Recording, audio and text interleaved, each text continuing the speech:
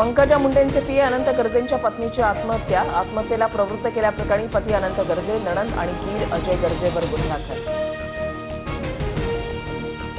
पोलिसांनी योग्य तपास करून कारवाई करावी. तपासामध्ये कोणताही कसूर नको. पंकजा मुंडेंची प्रेस नोट काढत भूमिका. गौरी गर्जे आत्महत्या प्रकरणामध्ये प्रेस नोट जारी.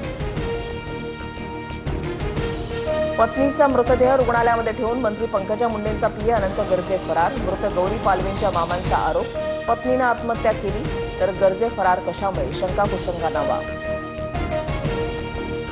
मुख्यमंत्री फडणवीस आणि एकनाथ शिंदेंची 15 ते 20 मिनिटं चर्चा. नाराजीच्या चर्चा सुरू असताना अमृता फडणवीसांच्या कार्यक्रमात शिंदे फडणवीसांच्या देखुलास गप्पा. कोणताही दुरावा नसल्याचं फडणवीसांकडून स्पष्ट.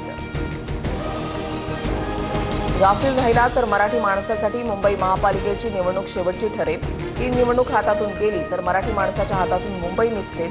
राज ठाकरेंचं सूचक विधान. काँग्रेसच्या असलम शेख यांच्या कार्यालयाच्या बाहेर भाजप युवा मोर्चाचं आंदोलन. मंत्री लोढांना जीव मारण्याची धमकी दिल्याचा भाजपकडून निषेध. आंदोलक मालवणी पोलिसांच्या ताब्यात. निवडणुकीसाठी भाजप कोणत्याही थराला जाईल. हिंदुत्वाचा फुगा फुटल्यानंतर भाजपकडून आता मराठी अमराठी वाद सुरू. आदित्य ठाकरेंची टीका.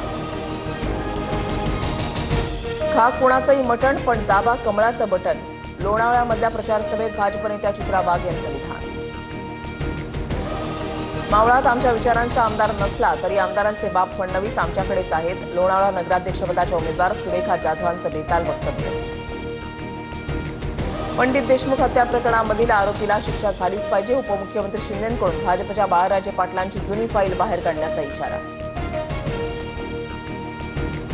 मोहोळमधील गुंडगिरी संपवण्यासाठी बाळाराजेंना फाशीची शिक्षा झाली पाहिजे. अजित पवारांचे नेते उमेश पाटलांचं वादग्रस्त वक्तव्य. बाळाराजे पाटील त्यांचे 2 मधील आरोपी. उमेश पाटलांचा आरोप.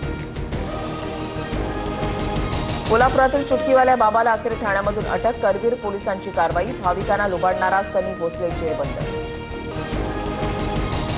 लग्नाच्या मंडपातच स्मृती मानधनाच्या वडिलांना हार्ट अटॅक. सांगलीमध्ये उपचार सुरू असल्यानं स्मृती आणि पलाश मुच्छलचा लग्न सोहळा पुढे ढकलला. पलाशलाही व्हायरल इन्फेक्शन आणि पित्ताचा त्रास.